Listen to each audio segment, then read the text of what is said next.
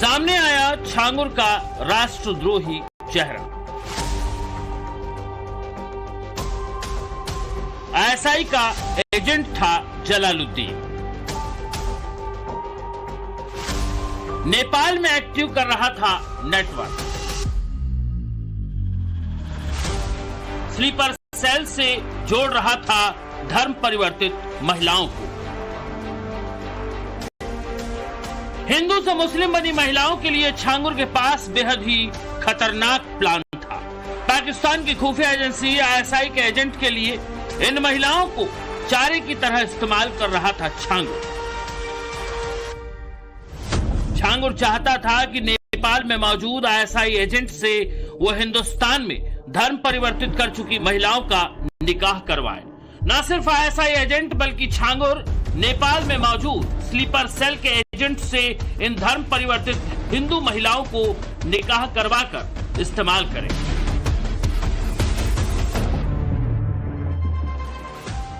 सूत्रों से मिली जानकारी के मुताबिक इस प्लान को एग्जीक्यूट करने के लिए छांगुर काठमांडू के चक्कर भी लगा चुका था और आईएसआई से नजदीकी बढ़ानी भी शुरू कर दी थी। इसके लिए छांगुर ने नेपाल के सीमावर्ती जिले दांग में एक कद्दावर धार्मिक नेता को कड़ी बनाया था और उसी नेता के जरिए वो आईएसआई से नजदीकी बढ़ा रहा था और अपने प्लान को अंजाम तक पहुंचाना चाह रहा था।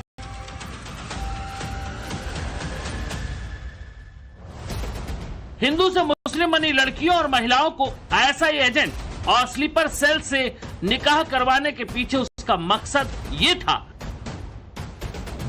कि निकाह होने से आईएसआई एजेंटों की सीमावर्ती कस्बे में गतिविधि बढ़ती। आईएसआई को देश के खिलाफ इंफॉर्मेशन जुटाने में आसानी होती। आईएसआई को मदद पहुंचाकर छांगुर अपनी हैसियत और कद दोनों बड़ा करने की फिराक में था। छांगुर की इस कामयाबी से पाकिस्तान समेत उसकी खाड़ी के देशों में भी अच्छी पकड़ बनती। इसके लिए छांगुर ने बाकायदा सिद्धार्थनगर के बढ़नी में ठिकाना भी तलाश लिया था। अभी तो जांच शुरू हुई है, पत्ते खुल ही रहे हैं, लेकिन जो खुल रहे हैं उससे छांगुर के नेटवर्क की इंटरनेशनल ताकत और राष्ट्रद्रोही मंसूबे समझ आ रहे हैं। बताया जा रहा है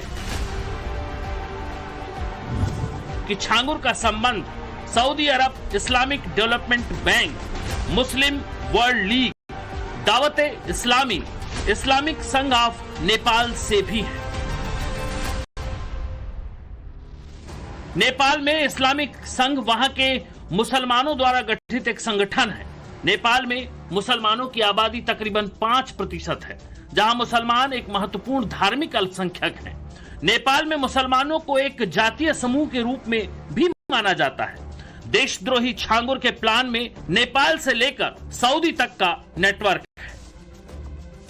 सऊदी अरब में इस्लामिक डेवलपमेंट बैंक इस्लामी वित्त पर केंद्रित ऐसा बैंक है जिसमें 57 देश सदस्य हैं, जिसका मुख्यालय जेद्दा सऊदी अरब में है।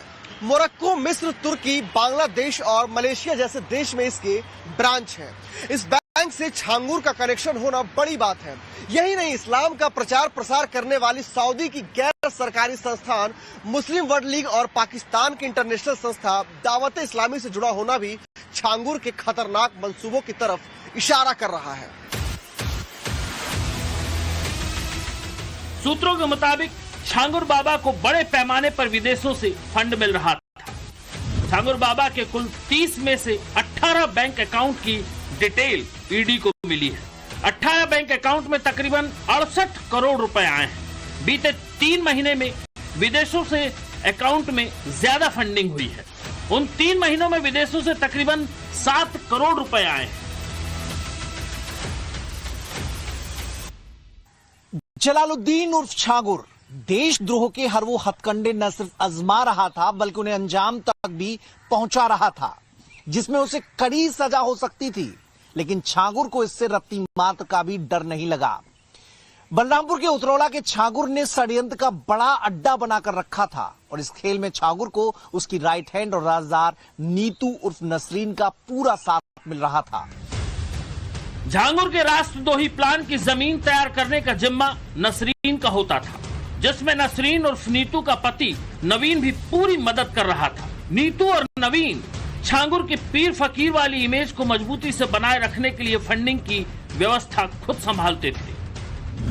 उतरौला नेपाल बॉर्डर से महज 65 किलोमीटर दूर है, जो पीलीभीत, लखीमपुर खीरी, बहराइच, श्रावस्ती, सिद्धार्थनगर, महाराजगंज और सीमावर्ती जिलों के ट्रांजिट रूट पर है। वहीं उतरौला अयोध्या के पास भी है, महज 70 किलोमीटर की दूरी पर। इतना ही नहीं, उतरौला से बंगाल की भी सीधी आवाजाही है। सूत्रों की माने तो छांगुर की अगली प्लानिंग में रोहिंग्या थे। वो रोहिंग्याओं की बड़ी खेप को उतरौला में बसाने की फिराक में था, ताकि वो इस इलाके की डेमोग्राफी को बदल सके। सूत्रों की माने तो छांगुर के इस अड्डे से बांग्लादेशी पर्चे भी बरामद हुए हैं। हालांकि बलरामपुर के इस उतरौला तहसील में अभी 45% आबादी मुस्लिम है। वहीं बलरामपुर जिले की कुल मुस्लिम आबादी 37.5% है। विदेशी आकाओं की रणनीति के मुताबिक उतरौला बेहद मुफीद था। इससे पहले उतरौला कभी चर्चा में नहीं रहा। बेहद शांति से यहाँ छांगुर अपने पांव जमाकर साजिश में लगा हुआ था, लेकिन छांगुर के पाप का घड़ा शायद भर चुका था। छांगुर से पूछताछ के बाद जांच एजेंसियां उन तमाम लड़कियों को तलाश रही है जो छांगुर के धर्मांतरण या फिर अत्याचार का शिकार हुई। बलरामपुर में धर्मांतरण के इस मास्टरमाइंड छांगुर बाबा के 3 तरीके सामने आए हैं, जिसमें वो लोगों का धर्म परिवर्तन करवाता था। पहला तरीका, मुस्लिम युवकों को हिंदू लड़की से शादी करवाकर उन लड़कियों को किसी भी सूरत हाल में इस्लाम कबूल करवाना। दूसरा तरीका, नीतू और नवीन जैसे दंपतियों को करोड़पति बताकर लोगों के सामने पेश करना और उनके आलीशान घर गाड़ी दिखाकर लोगों को धर्म परिवर्तन के लिए लुभाना। पूछताछ में तीसरा तरीका भी सामने आया है। इसमें छांगुर फर्जी चमत्कार और दिखावे से लोगों को गुमराह करता था और इस्लाम की तरफ मोड़ने का प्रयास करता था। तरीके अलग अलग रहे, लेकिन मकसद एक ही था, हिंदू लड़कियों को मुस्लिम बनाना। साम दाम दंड भेद सारे हथकंडे अपनाकर छांगुर और छांगुर की गैंग ने बीते 10 सालों में अपने इस नेटवर्क को काफी फैला लिया था। धर्मांतरण के मास्टरमाइंड जलालुद्दीन और छांगुर बाबा को लेकर फरीदाबाद की एक नाबालिग लड़की ने बड़ा खुलासा किया।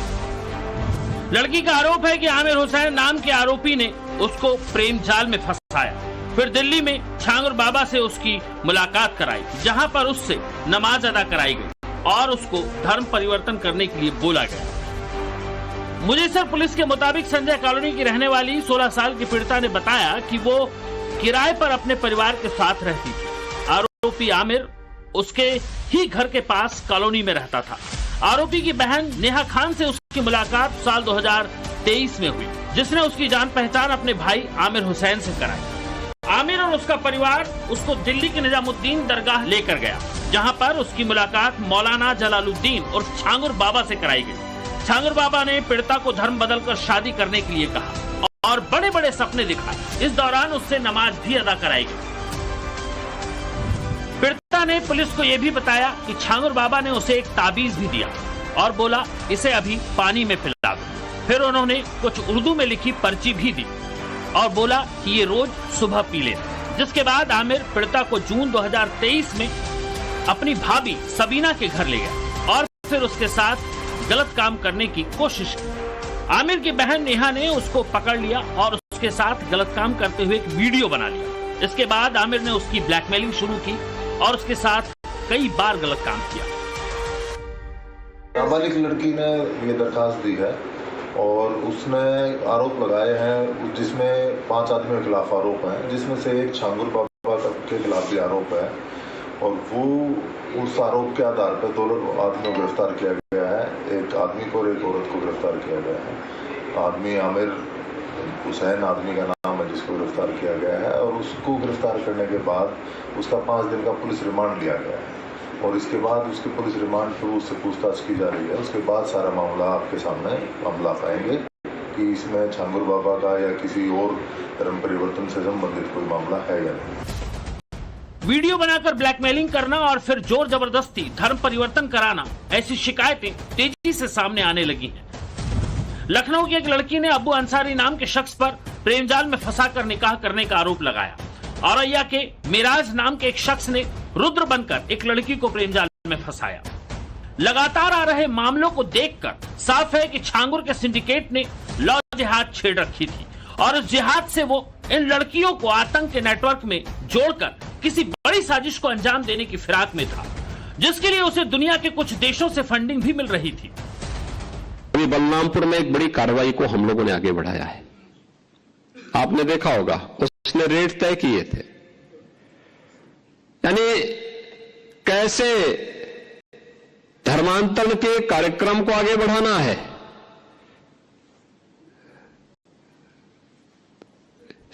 हिंदुओं में, ब्राह्मण में, क्षत्रिय में, सिखों में,